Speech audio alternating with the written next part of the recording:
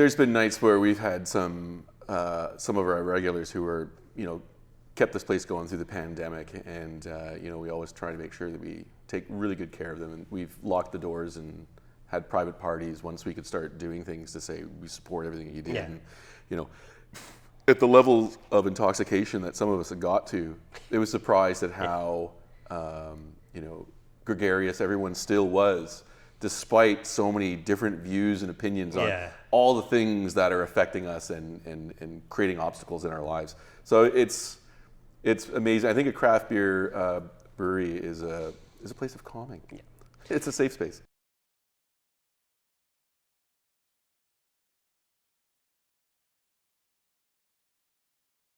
Ladies and gentlemen, welcome back to All Beer Inside. Today we're back in the Nepean area, and joining me is Andy of Nita Beer Company. Hello.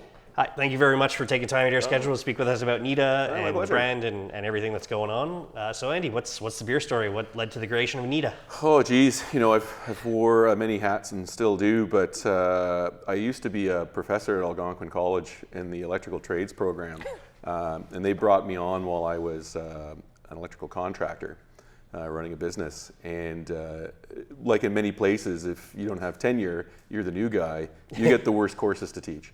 So I was given electronics and an instrumentation course, and I had to sort of get through curriculum that my students didn't want anything to do with, right? They're more concerned with like installation, building, construction, using the tools. Mm-hmm. They don't want to talk about things like measurement of temperature, flow rates, how do you fix like a circuit board? They don't care. And after about a year of struggling with trying to get the students to buy in, I thought, okay, well, I was a process guy. What's a process that involves all these instruments? And it turned out it was beer. So I dug into how to make beer so I could teach the students about boring curriculum. And as a result of that, I learned how to make beer. And I started making beer with home and friends, and I was still contracting while I was making all this beer.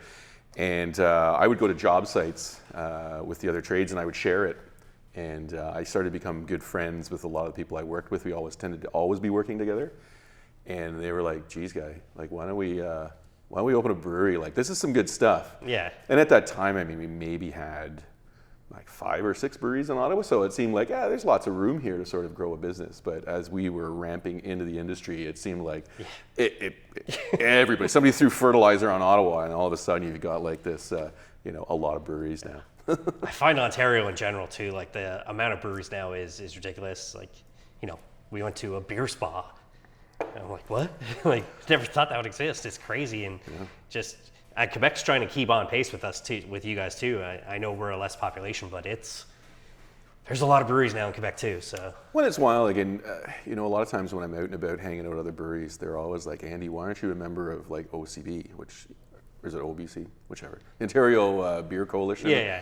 And I'm a member of the one in the United States because I find with the Brewers Association there, like there's so much information, so much knowledge that is more helpful for a little guy like me than it is for someone to lobby, against big breweries here in Ontario. That being said, you look at a lot of data out of the United States, and this has been going on for a decade, where you've got a lot of breweries opening up and a lot closing. You see this general churning of breweries in and out of business, and I think what's interesting here is we're there. And we're saturated, beyond saturated. And with the beer calendar that we're working on right now, I'm traveling across the province and talking with owners and brewers from all the participating breweries, and it's unreal. Like we're all like, where is all the beer buyers? Because we're all like, everybody's sales are so flat and like depressed. It's like, oh my God, what's going on, right? So it'll be interesting to see how we come out of this pre-recession fear, and to see if whether or not that's something of a problem.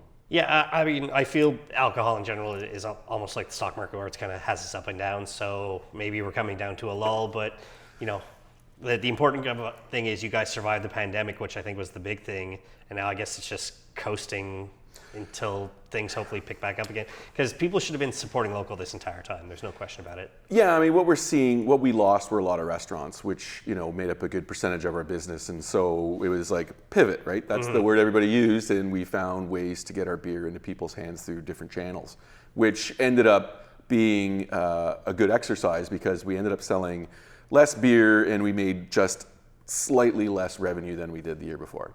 So without working with restaurants, I mean, obviously you give them preferential pricing, but on the retail side, it's a bit different. So I've been coasting because I'm fine with where we are right now. I'll take it. It's comfortable. It's safe. And then you have the issues with staffing, right? It's really hard to build your team if there aren't any bodies out there to want to work at breweries, right? Yeah. And you can induce them all you want. It's I don't know why we can't find them. But anyway, so I'm just cruising. Well, we'll see. Hopefully, like you said, it looks like we might hit a recession. Who knows if we will or not, but just there's still ways to support your local business. There's no question about it. You brought me out some tasty looking beers here to try. What am I starting with here? The first one, Sweet Thumbs, is a pale ale that it has a nice sweetness to it. Using some hops from California from an exclusive farm, they're gargoyle hops, and there's no other farm that I know of in North America or the world that actually grow them, and it really gives it a nice sort of pleasant sort of berry note. I find. Yeah, it's tasty beer. Awesome. I enjoyed it a lot. As we do on the show. Oh yeah. A toast. Cheers. Ooh, that's delightful. Yeah, and it's a seasonal for us. It used to be one of these beers that we pumped as a house brand to restaurants and to colleges. And when we lost all of those, then we just said, well, we don't need the volume, so we'll just roll it as a seasonal because it's popular. It used to be called Fur, and but my wife hated that name, so we changed it to Sweet Thumbs because on the can label, I didn't put one out here, but we have like a moshishi on it, and they were always sucking their thumbs. We figure it's because they're sweet. So Nita's your last name. That's correct. Therefore, that's why you clearly named it. Why stick the last name on it and not something else, like let's say Nepean Beer Company? We were at a dinner party with a bunch of friends, and we were, playing around with some name ideas. And one of my buddies just said, "Just call it Nita Beer, man. Just play on the Ottawa Valley drawl. Need a beer, need a beer. Sure do." And it's you can't trademark, somebody else's name. Yeah. Okay. So I'm safe. That was my wife's slant on it. We'd run into, since we've opened some issues with trademark and stuff like that, and especially with this beer right here. Yeah. So that beer's changed names a few times, and we finally, I think, we're safe. Now you mentioned what got you into brewing is because of your former, current kind of, sounds like you're a man of many hats. Yeah. Are you still doing the teaching thing? Or was that? No, it got to the point where I was getting too busy there, too busy with contracting, and this was starting to grow. And I think, I made the decision, it's better to do one thing really well than just, a third of your ass in the game for all the other commitments that you have. And I mean, honestly, you think about it, what would you rather be doing all day? You know what I mean? Yeah. Marking papers or drinking beer? Yeah. So exactly. It was a pretty easy choice to make. I mean, I miss teaching. Loved working with the apprentices and all the people at Algonquin College, but really, I mean, no one frowns on me when I'm having a breakfast beer, lunch beer, beer all day, chronic consumption, fantastic. No, I mean, beer's my spice of life, but craft alcohol in general is what we're about. Is we've interviewed meaderies, cideries, distilleries, vineyards in the future, but we're all about supporting local businesses, and that's why I wanted to have you on the show for a while. There's just been this kind of pandemic thing in the middle that kind of delayed and shifted and moved things, and finally getting able to do this with you and nailing most of the Ottawa area has been pretty awesome. So it's nice that a lot of you guys survived. It's nice that breweries opened up during the pandemic, which blows my mind. Where's your fan base already for you to just open a brewery? Yeah, it's a challenge. I mean, I remember when we were looking at opening up, I was talking to Patrick, who was then the head brewer at the Clock Tower, who's he's working over at Calabogie now. And I just asked him for his advice, how would you approach this? And he said, contract brew. See if you've got a brand out there, right? And if you can contract a bit of a following, then get your brick and mortar going. And I mean, there's some examples of that that have been very successful, like Spearhead's one of them, who are in our beer calendar as well. And super great team over there. But we opted to just do it, you know. And I mean, we're a bit of an anomaly. We started construction of the brewery, which was, you know, a rented space, so it's just kind of a gut job and put everything together. We completed construction. We were brewing beer in just under 2 months, fully licensed, which blows people's minds, you know. And it's I would say that the one thing I'm most proud of is that this was designed and built by tradespeople, you know. No offense to engineers, but we kept them away from it. You know, everything here is code compliant and everything was certified by the city. Yeah. But I think it demonstrates, you know, the work the tradespeople can do and how organized they can be, and when everything sort of all the, you know, lines up, beauty, you know. Is that kind of where your tables come from too, local kind of contract workers? These tables are actually, during the pandemic, you know, everybody got into construction projects. This is old white cedar from Lanark, which was the original deck my wife and I built at our house, but it was about 15 years ago. So it was starting to get a bit vintage, and so we pulled it up and then re-laminated our deck. But this is all salvaged wood that has been planed and cut, and my wife did all the engraving here for us. It's funny too, because like Ian at Whippersnapper, he's like, no, my fence fell down, so I made flights. It's like, why not reuse it? You know, instead of it going to a landfill or burning it, reuse it. Oh yeah, I mean, as much reclamation that you can do and repurposing, I mean, that's all the better for all of us around us, keeping costs down, especially on building materials, right? Yeah. Like, if you can reuse it, reuse it. For sure. It's like a lot of things around here. Yeah, 100%. Any kind of roadblocks and difficulties creating the Nita brand? Like, we didn't have a location at first. Was this always your desired location? Stuff like that. You know what? It just to set the entire business up at this location, it moved very smoothly. We didn't have any obstacles or hurdles. But once we were open, I think there was a bit of naivety and experience as to, you know, what it takes to operate this type of business. And one thing we still struggle with is marketing and advertising. You know, I thought, and maybe I was a little too ideological, as thinking, well, it's perfect word of mouth, right? Because that's how we grew our electrical contracting business, where I was pushing away work. It was ridiculous how much money, you know, I was making in contracting versus what I make right now. You know, you really have to love beer to do this right now when you compare your life then to now, but obviously. I think unless you're like the Alchemist or St. Ambroise or something, you're usually in the red, hopefully closer to the black most years when you're in the brewing industry. There's no question about it. So yeah, and I think there's different sort of obstacles to sell beer in Ontario that you know, in, let's say, in the United States and in different states and in different provinces even, that not understanding how to navigate all of these things, you know, kind of slowed our progress. But we've been always a very steady growth business, not by leaps and bounds, but it's been organic. And we're in a comfortable place now, and I'm delighted that we are. And you know, we didn't see huge sort of ups and downs during the pandemic. We just kind of saw like a little, and then, and we're trying to figure out how to get out of that flat line and start to marginally grow again. Do you feel the province of Ontario allowing home delivery helped? I think there's a lot of legislation, you know, has helped. Like the fact now with some of the licenses that we were able to sort of to get to allow us to set up even bottle shop opportunities to help promote our friends in the industry, you know, to create more variety. Because sometimes variety just brings people here, but yeah, the direct delivery and all of that stuff's been super helpful. Like, I mean, I know Dougie's not like the most popular guy, but especially after the buck of beer. But I mean, conversations around here are like, let's do the math now. Can we do a buck of beer? Because if that brings in some people just to, you know, keep the volume up and keep the lights on while we sort things out in this sort of, you know, atmosphere or climate of beer consumption, then let's figure it out. You know? Oh, no, I mean, realistically, you know, a beer, unless it's a mass-produced one, should not cost $1 in any way. To the way I see it now, we as a show, like when we started, we were a podcast exclusively, and we did try the buck of beer, and we're like, it's a beer. You know, it doesn't taste like gross chemical, you know, the big boys do. It tastes like a beer. And that's what we were looking for. So, what's beer number 2 I got here? That is the Ginger of Sussex. That's Okay. this beer that I tapped on earlier, implying that we had been in trouble with lawyers about trademarks. Originally, it was called Lone Wolf McHale. Okay. And fun, the guy on the can is actually a super personal friend of mine. And I would say local hero, in no form of celebrity though.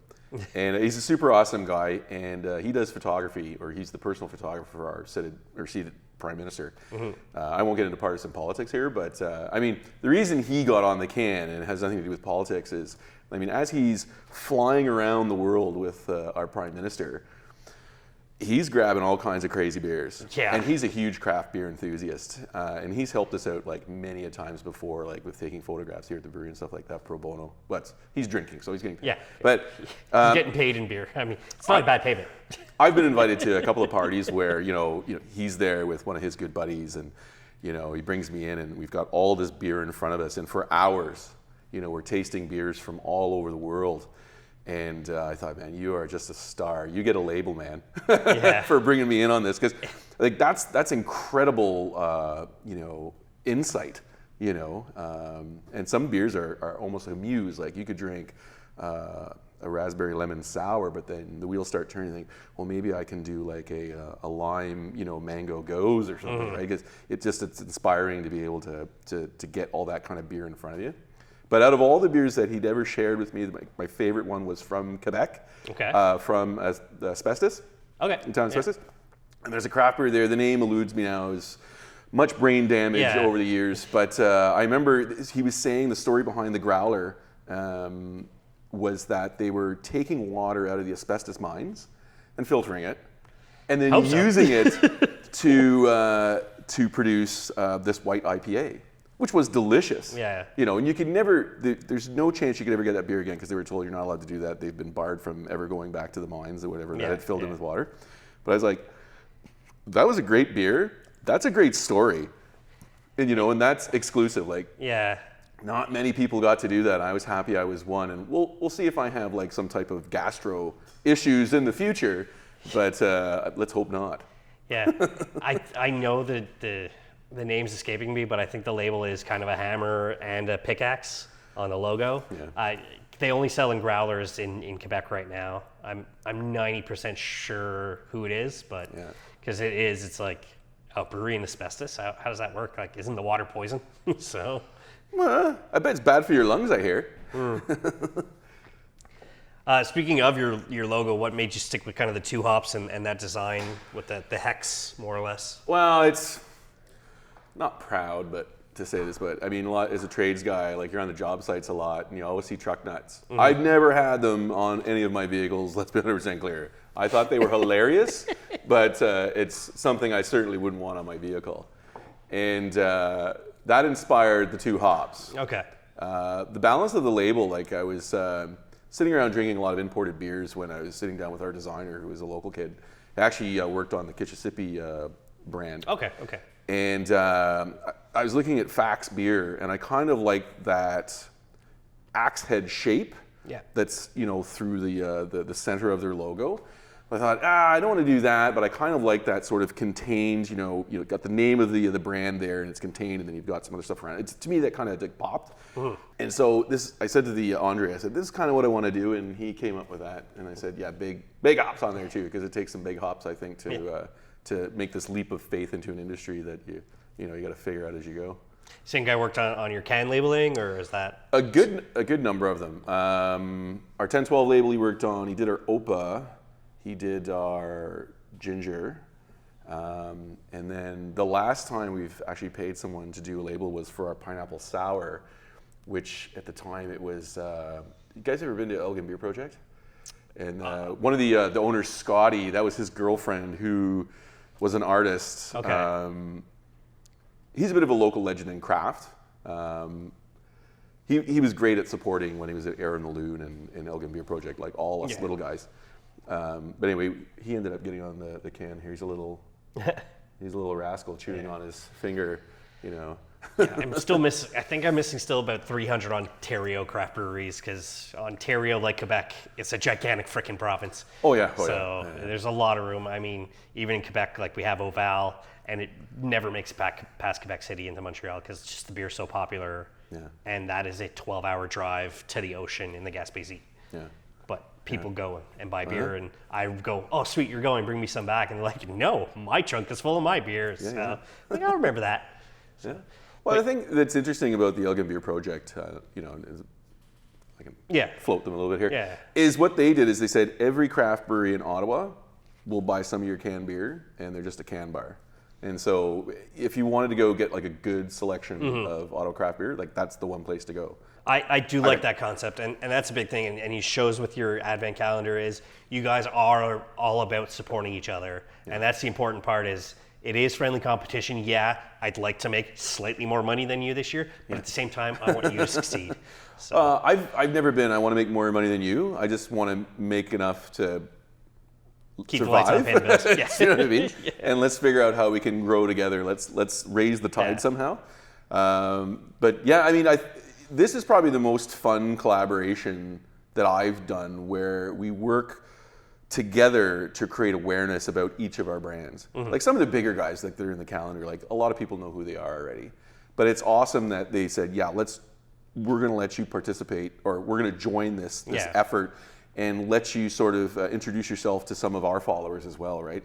And so, I mean, we've got people from across the province or breweries from across the province that are in this, and we're all sharing our networks. And even if that only works out to, let's say, a 6-pack sale that we ship for $15, it's still something, and it gives us that foot in the door opportunity to say, like, this is what we do. You know, we hope you enjoy your beer, and we hope we can make you like a lifetime customer. Yeah, I do like the whole QR code thing, so like you don't know what beer it is up front. Because last year I made my own like kind of to-go beer advent calendar, where I just grabbed 24 random beers, stuck stickers on them, and be like, okay, well I know what it is, but I got to make sure I put it in the fridge the day before so I know I'm drinking it.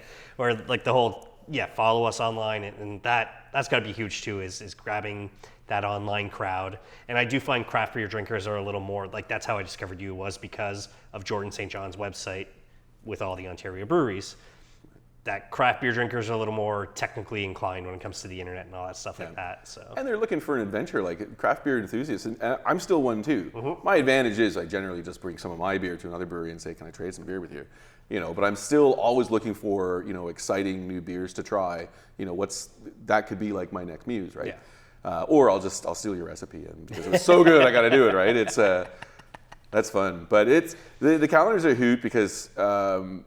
What we've done this year, I think, which would be a lot of fun, is we want to bring all these craft enthusiasts together, and we've created a couple of groups where you can join. And as you're drinking that beer each day, I mean, share your thoughts, communicate with others, you know, talk about what you liked, what you didn't like, what could be better, and you know, because all that is great feedback for all the breweries. And if you just say like 5 out of 5, you know, it's like that's even better. I'll take that. Because I think all of us are kind of looking for a bit of a lift these days, because you know, or I'll just nose to the grindstone. Somebody cheer us up.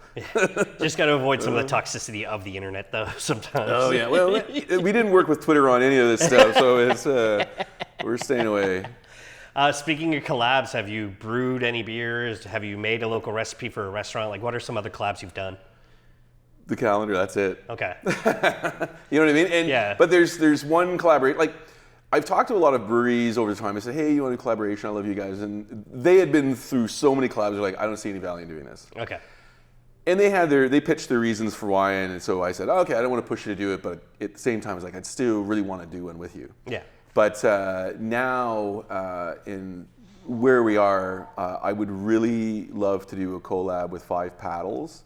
Okay. I haven't pitched it to them yet, but I think for me, they're one of my favorite Ontario craft breweries, because they are really craft beer. Do you know what I mean? Like, they come up with the craziest ideas. They execute on it, and you're like, that's exactly what you said this would taste like. You know, like coconut cream pie. That's in my mouth right now. You know, nailed it. You know, and they do that with so many beers. And I was, disappointed to hear, like, the last time I went to go pick up some beer from these guys for the calendar, they're in it. Yeah. They're saying, like, we're exhausted. We're trying to sell. They are. It's online. And and so I was so disappointed. So I was trying to come up with something that would, you know, boost their spirits, you know, help both of us make some money, And I thought it would be fun to do a collab with them before everything changes, right? Yeah. You know, because they've always been one of my favorite breweries, and I visited them even before I owned my own brewery. You know, so love the boys. Yeah. The three of them that are still part of it. Yeah. Of the Five Paddles. Yeah, it's wild, like seeing, you know, they sold, I think Signal Hill sold not too long ago for other reasons, but it's crazy to see, like, yeah, I think Decadence as well in the Waterloo region. Yeah. I know they were up for sale. I don't know if they completed that sale or not, but it was like, no, we're literally just, here it is, everything's yours. IP, names, labels, everything, we're done. Yeah. Well, what I found interesting, like, so when I talked to Five Paddles about the motivation of like why they were doing this, it's just that there was a brewery that was in I think Bowmanville that kind of got shamed out of the industry because of like poor, Yeah. you know, handling of their employees, like just being, you know, not nice people. And they were stunned at what they were able to sell that for. And I'm thinking, who wants to buy a damaged brand for that much? So, and they said the same thing, but if they can do it, maybe we can get something, because we're nice guys. Yeah. You know, this is exhausting. I mean, look, as long as the beer's still coming out good and you're still supporting a local community item, like, that's a big thing. Still do your research about places that you're going to sometimes, because maybe that place doesn't deserve your money. Be careful. You know, you should be internet savvy at this point. It is, you know, we're well into the 2020s now. Just do your research, get it done. There's no question that you can support the right labels. Exactly. So, and then, you know, generally just, we're at about 99%, but craft beer in general, all owners we spoke to are awesome. Most of the time going to a craft beer bar is not a problem. Even to a brewery, we've seen one incident out of the thousands of places we've been personally and as the show. So just go support your local business, so you're not going to have your drunken bar fight. It's very rare you're going to have your drunken bar fight at a brewery. Yeah, there's been nights where we've had some of our regulars who were, you know, kept this place going through the pandemic, and you know, we always try to make sure that we take really good care of them, and we've locked the doors and had private parties once we could start doing things to say we support everything that you did. Yeah. And, you know, at the level of intoxication that some of us had got to, it was surprised at how you know, gregarious everyone still was, despite so many different views and opinions on all the things that are affecting us and creating obstacles in our lives. So it's amazing. I think a craft beer brewery is a place of calming. Yeah.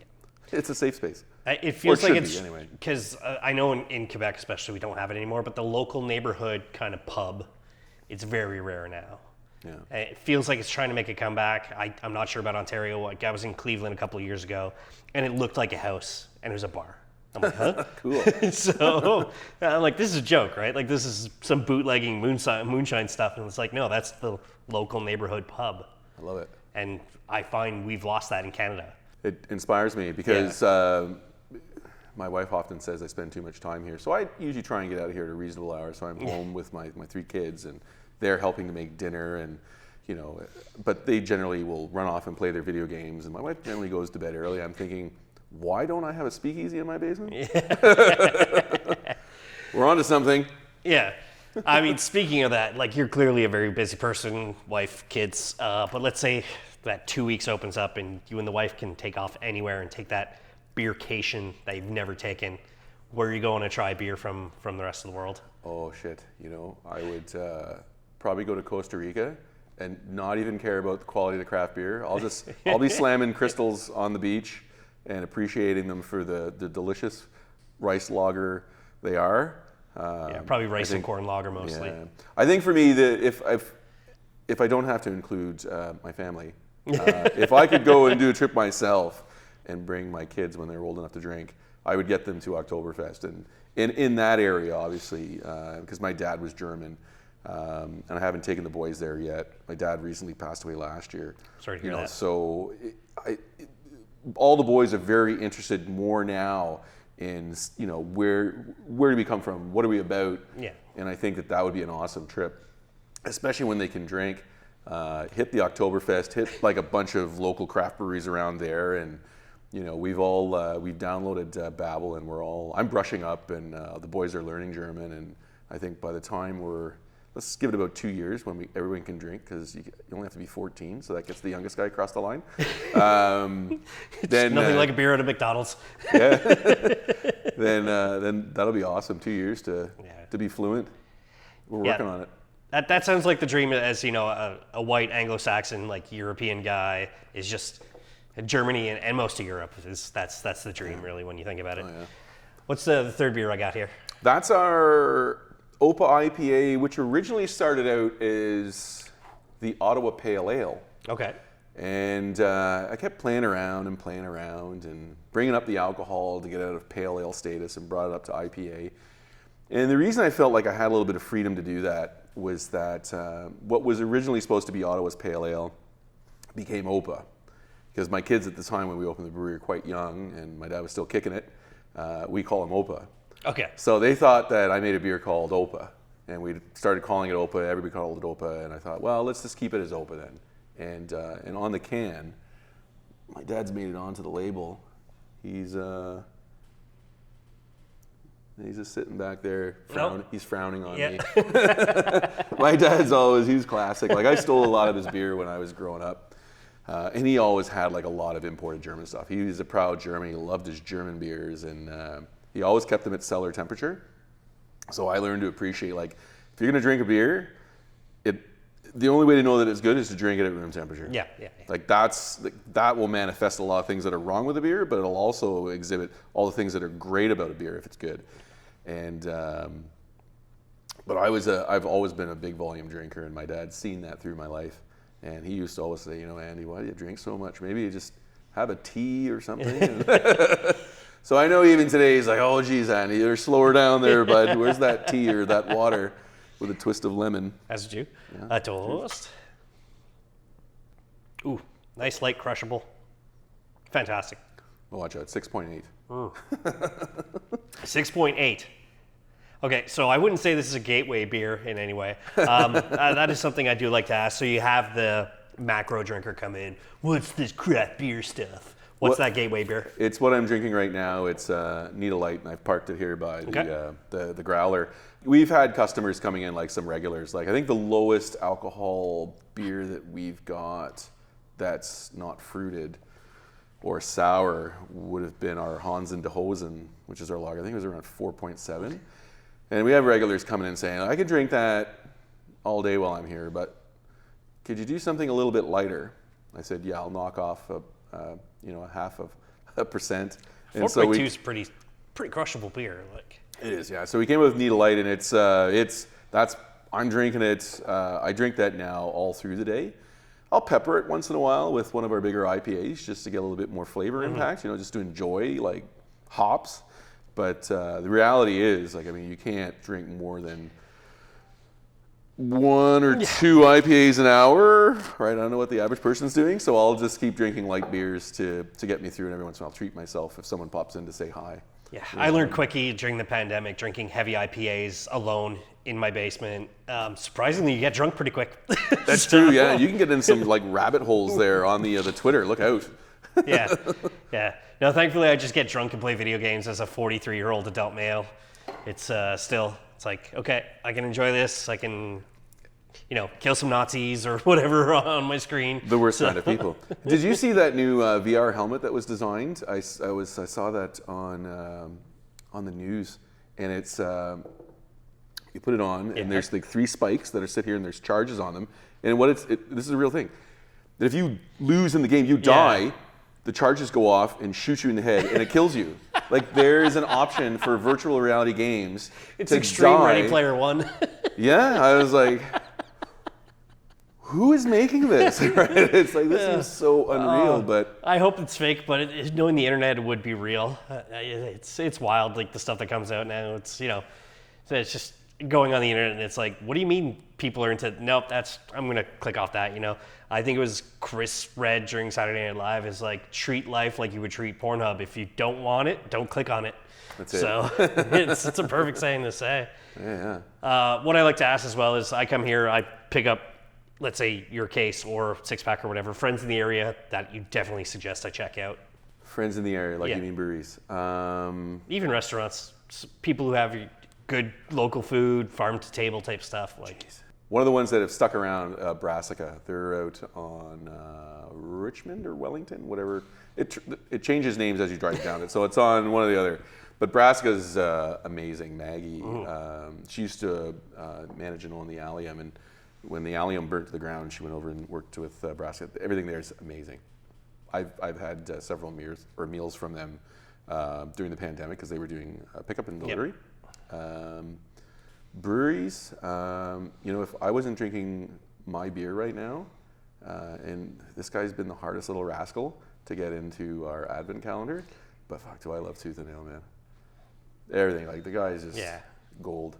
Regularly when Mr. Tweedy's the number one. Yeah, whenever I see somebody asking about like, hey, what Ottawa beers to try, and I keep quiet because it's Montreal, but whenever I'm following like the Ontario craft thing, it's almost everybody has Small Pony and Tooth and Nail. Yeah. Like, I mean, Sean's amazing on sours, but I don't know if I'm just old, but I find that when I get into sour beers, I need to share it, and I'm not having a lot. It just, that level of acidity, I think, it's hard on an old body. And you're probably saying, Andy, how old are you? I set it up. Yeah. I was kidding. No, there's no question. I mean, because I look great, right? Yeah. Whatever age everybody we've spoken to in the Ottawa region about their breweries and everything have been awesome. We're hoping at some point to also get kind of Cheshire Cat Pub because they're all about craft beer. Yeah. It's places that we'd like to speak with. Yeah. And clearly Ottawa, only being a hop, skip, and a jump from Montreal, come on down, do a beer tour with Brew Donkey. I know you guys are one of their regular stops almost. There's no question that you can, if you have a designated driver, great. If not, enjoy responsibly for sure, but buy stuff to bring home and go get drunk at home. Yeah. So. Or Uber. Yeah, exactly. And Uber is more than readily available almost everywhere. So. Or take your local taxi service. That as well. That's true. For Nita as a brand, what's next? I gotta finish packing all these calendars, and then we want to get some. Our Cranshaw's spruced ale. We gotta get that in the tank before Christmas because that's our spruced IPA. Everybody loves that, and it's one of my favorite beers. You love it or you hate it. It is definitely a very unique taste. New projects where we're collaborating again. We're actually doing a lager light beer pack. Okay. That we're gonna try and get into people's hands like mid-December-ish and into the new year, because I get like a lot of people have resolutions they want to make, and hopefully it's not to go dry, but to maybe just lose some calories. I gotta lose some too. Usually in January, I'll go to the lighter beers just so that I can drop some pounds, and so we thought that maybe that's a good mix, and we're working with a good number of breweries that are in our advent calendar on this, and I can't recall if it's 8, 10, or 12 beers or whatever, but we're going to put something together that's easy drinking. And Nita, is you do province-wide delivery, right? Because I have a family in Alexandria, so my next beer order, besides what I'm picking up today, clearly what I'm going to be buying, I love sharing, so I'll order from like Nickelbrook or Bandit or Sawdust City. It's anybody who delivers Ontario wide. I got a family member just across the Quebec-Ontario border. Works for me. So because we do like $15 flat rate. For any like, so if you go ridiculous and order like 3 cases, we'll still honor the 15. That's fantastic. We hope you order like 6. Yeah. 6 cases, right? Well, just a 6-pack. Because then we do okay on the shipping, right? Yeah. Amazing. Andy, thank you very, very much for hosting us today. I really appreciate this. Like I said, just getting somebody like your voices out there about people who don't know about Nita. Come and discover Nita. Oh yeah, and I appreciate you guys coming in here and helping us get the message out there that we exist. Like I've often said to people, like we're the best brewery you've never heard of because you haven't. Amazing. Cheers. For those who are looking for Nita, where can people find you? We're in Ottawa, Ontario. Some people call this area Nepean. 190 Colonnade Road, Unit 17. And I'm normally here drinking, so come say hi and have a beer with me. Website, social media? We are on the Instagram, the Facebook. We have the website. It's nitabeer.com, so it's nitawithbeer.com. That's about it, yeah. Amazing. Not working so much on the other one. Yeah. The Dirty Bird. Definitely check him out. As for us, allbeerinside.com is the website. At allbeerinside on all social media. And as I say at the end of all episodes, drink craft, not crap.